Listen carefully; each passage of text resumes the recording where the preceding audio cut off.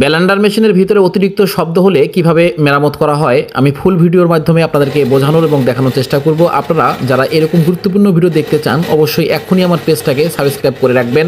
পরবর্তীতে আপনারা অনেক সুন্দর সুন্দর ভিডিও পাবেন এবং ভিডিওটা অবশ্যই শেয়ার করে দিবেন যাতে বন্ধুবান্ধব সকলেই দেখে উপকৃত হতে পারে। এখনই আমরা এই ব্লেন্ডার মেশিনটাকে খুলবো এবং দেখলেন যে কী পরিমাণে শব্দ হচ্ছিল। এখন আমরা খুলবো, এটাকে খুলে নিচ্ছি এবং ভিতরে যে মোটরটা রয়েছে সেটা আমাদেরকে আগে খুলতে হবে।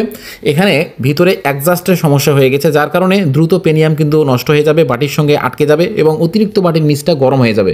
এভাবে চলার কারণে আমরা এখন সমস্যাটা সমাধান করব। এটা অ্যাডজাস্ট নষ্ট হয়ে গেছে, দেখেন এই যে দেখেন নড়বড় করতেছে, দেখেন হাই লো, এই যে উপর নিচ হচ্ছে। এই উপর নিচ হওয়ার কারণে কিন্তু উপরের দিকে পাথরের সঙ্গে বাড়ি খাওয়ার কারণে ম্যাগনেট যে আপনার হচ্ছে পাথরগুলো রয়েছে, কার্বন পাথরগুলো, সেই কার্বন পাথরগুলোর সঙ্গে বাড়ি খাওয়ার কারণে অতিরিক্ত শব্দ হচ্ছে। এটা আমরা অ্যাডজাস্ট করে দিচ্ছি দেখেন, যাতে নিচের দিকে এটা ঝুলে না পড়ে। এর জন্য এই স্ক্রুটাকে উপরের দিকে করে দিতে হবে, যাতে উপরের অংশটাকে চাপ দিয়ে ধরে রাখে এবং নিচের দিকে ঝুলে না পড়ে। এভাবে আপনাকে কাজটা করতে হবে।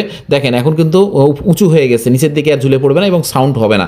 আমি আপনাদেরকে এখন প্রুভ করে দেখাচ্ছি। দেখেন এভাবে আপনারা নিচের নাটটা টুইনিং এটা অ্যাডজাস্ট করানো যায়, এটা হাইলো করা যায়। আপনারা এই কৌশলগুলো অনেকেই জানেন না, এখন দেখেন আমি দেখাচ্ছি।